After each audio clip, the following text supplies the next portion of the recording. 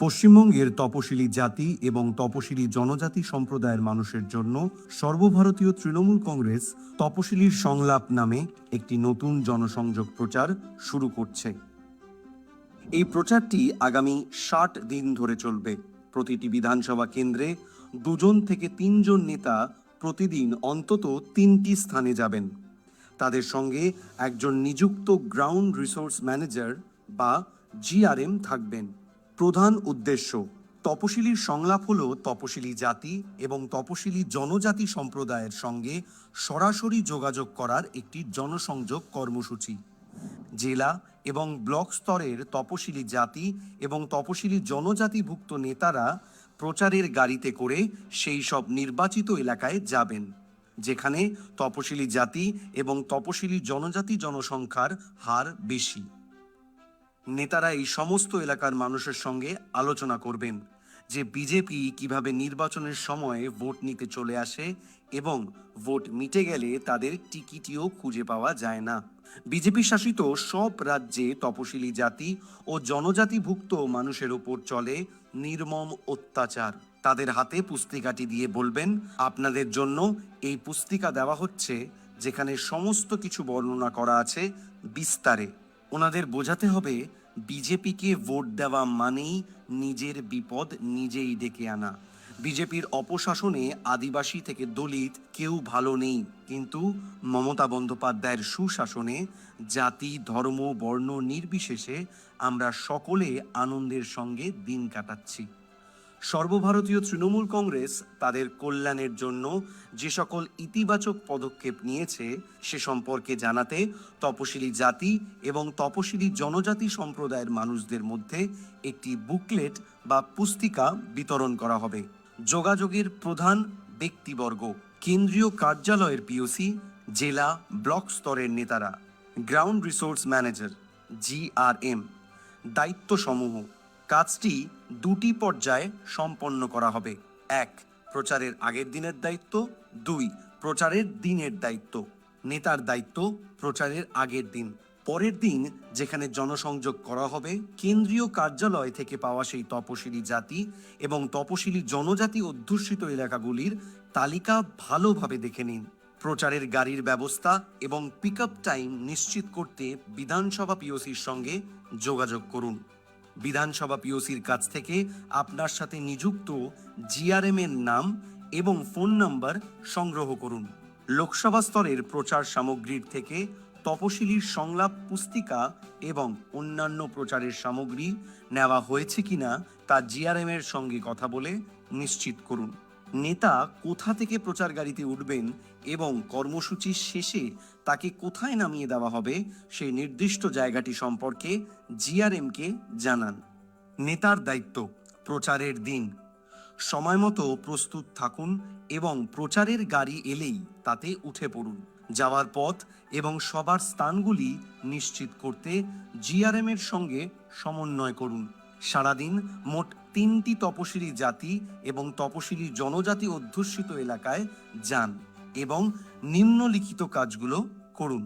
তপশিলির সংলাপ পুস্তিকাটি বিতরণ করুন। তপশিলি জাতি এবং তপশিলি জনজাতি সম্প্রদায়ের উন্নয়নের জন্য পশ্চিমবঙ্গ সরকার কি কি করেছে তা বিস্তারিতভাবে ব্যাখ্যা করুন। তপশিলি জাতি এবং তপশিলি জনজাতি সম্প্রদায়ের মানুষের সমস্যা ও উদ্বেগগুলি আন্তরিকতার সাথে শুনুন এবং সরকার তাদের আরও কিভাবে সাহায্য করতে পারে তা নিয়ে আলোচনা করুন। বিজেপি কেন বাংলা বিরোধী এবং তপশিলি জাতি ও তপশিলি জনজাতি বিরোধী তা বুঝিয়ে বলুন। তাদের বলুন যে বাংলার তপশিলি জাতি ও তপশিলি জনজাতিভুক্ত মানুষদের জন্য দিদির এই লড়াইকে আরও শক্তিশালী করতে মিসড কল দিন ৯৭৩৮০ ৯৭৩৮০। সভার শেষে তাদের সঙ্গে ভোজন পর্বে একটি বন্ধুত্বপূর্ণ আলোচনা করে দিনটি শেষ করুন। একটি এলাকায় জনসংযোগ শেষ করার পর পরবর্তী তপশিলি জাতি এবং তপশিলি জনজাতি অধ্যুষিত এলাকার দিকে এগিয়ে যান। গাড়িটি নেতাকে বাড়িতে পৌঁছে দেওয়ার পর পরের দিনের কর্মসূচির বিষয়ে নিশ্চিত হন এবং সেই অনুযায়ী প্রস্তুতি নিন।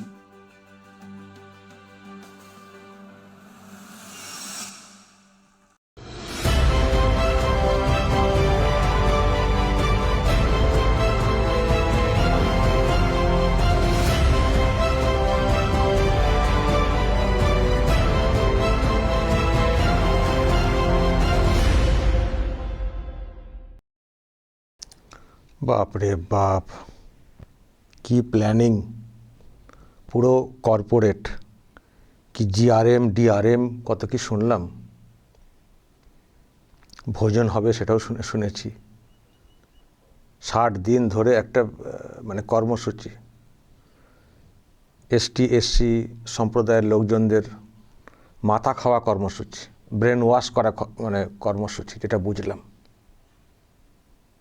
কীভাবে কাজ হবে না হবে সব একেবারে রূপরেখা সব ঠিক করে দেওয়া হয়েছে। যারা আছেন নেতারা, যারা করবেন এসব, তাদের উদ্দেশ্যেই আর কি এটা তৈরি করা হয়েছে, যেটা বুঝতে পারছি। বিরাট ব্যাপার, বিরাট ব্যাপার।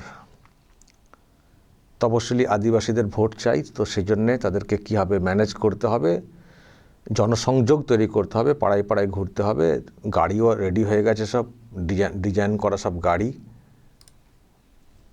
গাড়ি করে ঘোরা হবে। দর্শক, আজকে আমি দেখছিলাম অভিষেক ব্যানার্জি এই যে কর্মসূচি, এটাকে উনি চালু করেছেন। কলকাতার নজরুল মঞ্চে মনে হচ্ছে কোনো একটা প্রোগ্রাম হয়েছে, তো সেখান থেকে এই ঘোষণা হয়েছে যে যারা আছেন সব নেতা নেত্রীরা সব এখন মানে খাবার যতটুকু খেতে হবে খাবেন, যতটুকু ঘুমানোর ঘুমাবেন, তারপর এইসব করবেন। মানে এই টাইপের একেবারে পুরো মানে এইসব কাজ করতে হবে, জনসংযোগ করতে হবে, এরকম বলেছেন। লাভ হবে তো, কাজ হবে তো এসব করে? মানে খুব কি সমস্যা হয়ে গেছে? এসটি সম্প্রদায়ের ভোট কি আসছে না? মানে এত যে লক্ষ্মীর ভাণ্ডার এইসব দিচ্ছেন, তাতেও নতুন করে এরকম প্ল্যান করতে হবে, গাড়ি করে লোক পাঠাতে হবে, বোঝাতে হবে, ভোজন করতে হবে, বন্ধুত্ব তৈরি করতে হবে। আবার মিসড কল দেওয়ার আবার ব্যবস্থা করেছেন, জানি না মিসড কল দেওয়া মানে তো নাম্বারটা ওখানে অ্যাড হয়ে গেল, তারপরে এবার পাল্টা সব বার্তা আসতে শুরু করবে, ঘন ঘন যত ভোট তত বার্তা আসতে শুরু করবে। ভালোই প্ল্যানিং, সব আইপ্যাকের সব প্ল্যানিং, বুঝতে পারছেন দর্শক? আমি ইচ্ছা করে এটাকে প্লে করলাম। যারা বিরোধী পার্টির লোকজন আছেন তারা দেখুন কীভাবে টিএমসি এগোতে চাইছে, এটা প্রত্যেকে জানা উচিত। এটা তো টিএমসির অভ্যন্তরীণ ব্যাপার, তারা কীভাবে কাজ করবে না করবে। কিন্তু এটা প্রকাশ্যে আনলাম এই জন্যে, যারা বিরোধী পার্টির লোকেরা আছেন তারাও নজর রাখুন ওনারা কি করছেন।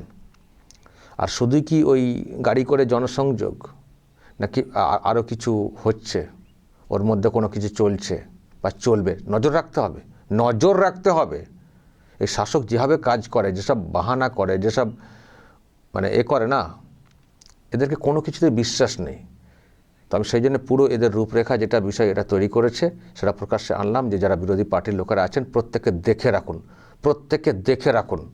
দর্শক পারলে এটাকে শেয়ার করে দেবেন। এটা কিন্তু টিএমসির প্রচার হচ্ছে না, টিএমসির কৌশলটা সকলকে জানানোর ব্যাপারটা হচ্ছে। এটা তো ওরা প্রকাশ্যে নাই আনতে পারতো, নিজেদের মধ্যে রাখতে পারতো, কিন্তু এটা প্রকাশ্যে আনা একটা ভালো হয়েছে যে মানুষ জেনে যাচ্ছেন আগে থেকে যে কীভাবে কী ফান্ডা এনারা ইউজ করছেন এসটি সম্প্রদায়ের এই মানে ব্রেন ওয়াশ করার জন্য। ফলে সকলকে আগে থেকে জানিয়ে দিন যে টিএমসি এইভাবে নামছে, গাড়ি আসছে, এইভাবে বলবে, এইভাবে বোঝাবে। সুতরাং আগে থেকে বুঝে রাখুন এই করবে, আর কেন করবে জেনে রাখুন। ভোট চাই, ভোট। সেটা মানুষকে আগে থেকে সচেতন করে দিন, সতর্ক করে দিন। এটা টিএমসির মানে এটা অন্য কাউকে দেখালে টিএমসির প্রচার হবে না, টিএমসির কৌশলটা ফাঁস হবে। সেই জন্য যতটা পারবেন শেয়ার করে দিন, টিএমসির কৌশলটাকে ফাঁস করে দিন, সবার সামনে আগে থেকে জানিয়ে দিন। আজকে অভিষেক ব্যানার্জি বক্তব্য রেখেছেন, অনেকগুলি বক্তব্য রেখেছেন এসটি সম্প্রদায়ের এটাকে ম্যানেজ করার জন্যে।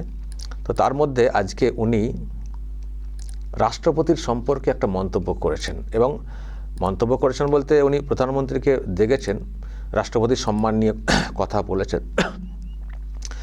উনি কি এক্স্যাক্টলি বলেছেন দর্শক আমি আপনাদেরকে প্রথমে শোনাই, তারপর তো জবাব তো দেবই। জবাব দেওয়ার জন্য তো আরামবাগডি বসে আছে।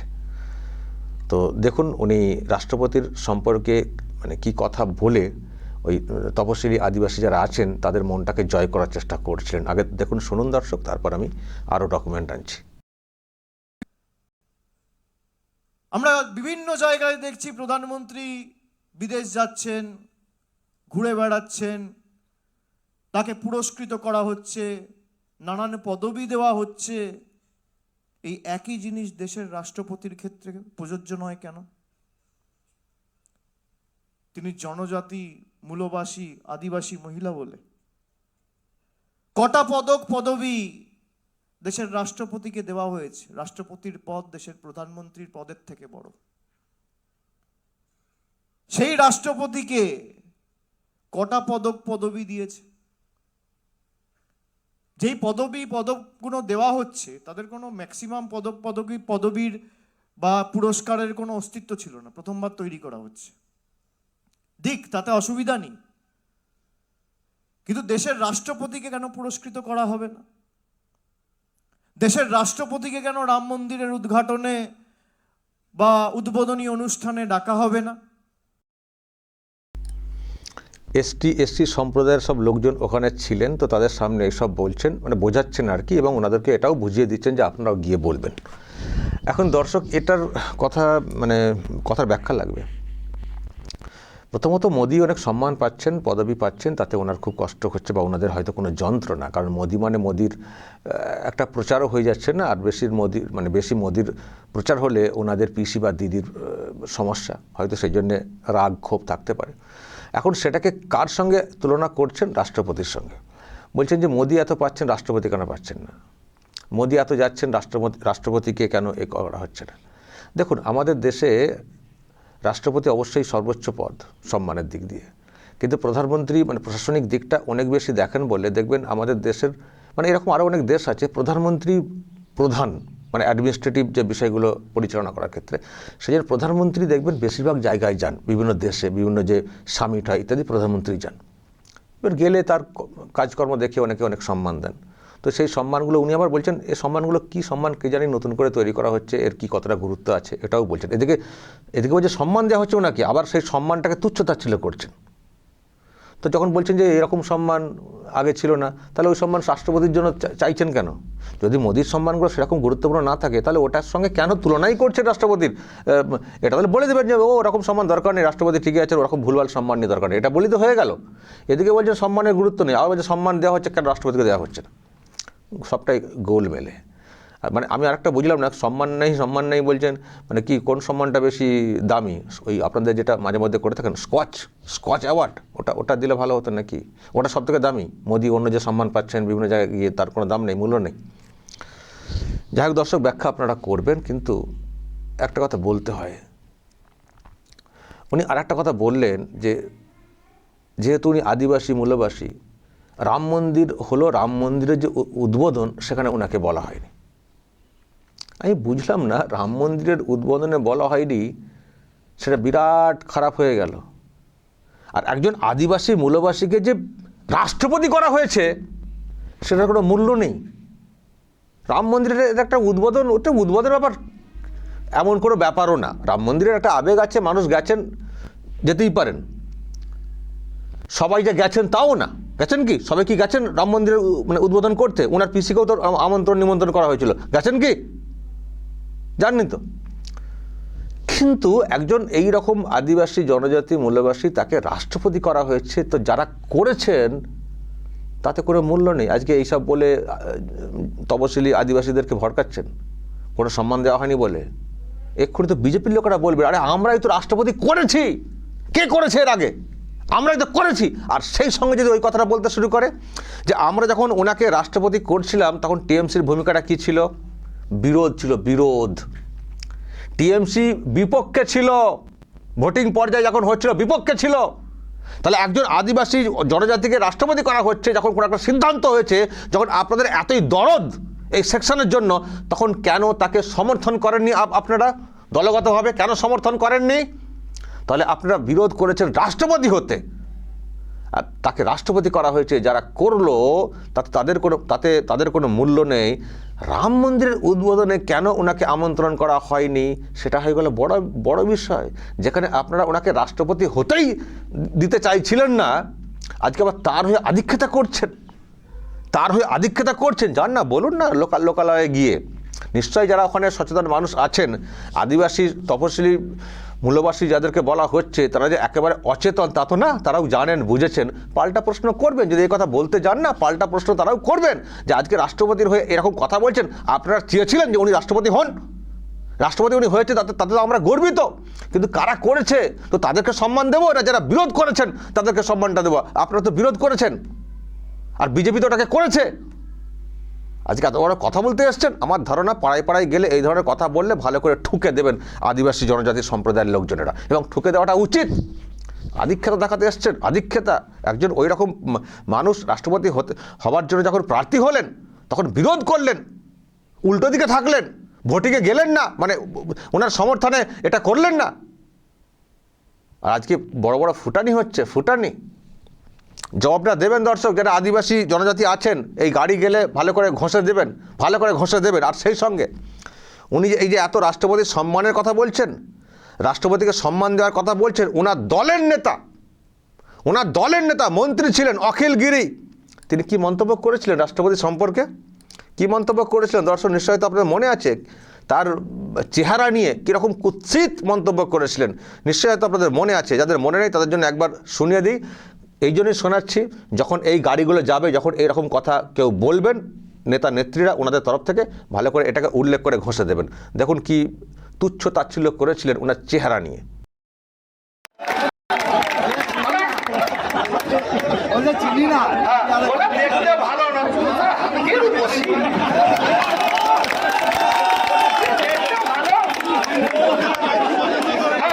আমরা রুমার বিচার করি না। তোমার রাষ্ট্রপতির চেয়ারকে আমরা সম্মান করি। তোমার রাষ্ট্রপতি কেমন দেখতে বাবা? তোমার রাষ্ট্রপতির চেয়ারকে আমরা সম্মান করি। তোমার রাষ্ট্রপতি কেমন দেখতে বাবা? তোমার রাষ্ট্রপতির চেয়ারকে আমরা সম্মান করি। তোমার রাষ্ট্রপতি কেমন দেখতে বাবা?